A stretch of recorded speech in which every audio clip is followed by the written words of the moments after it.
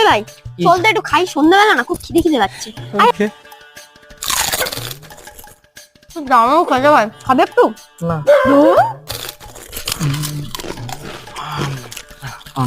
বলছি এবার একটু গঙ্গ কিসে?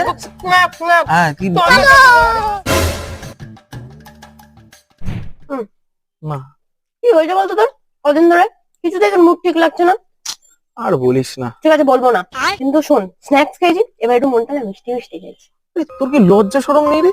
তখন থেকে টেনশন করে মরে যাচ্ছি কিভাবে বাড়িতে বিয়েটা আটকানো যায়, তুই খাই খাই করে যাচ্ছিস। কি রে তুই? সরি।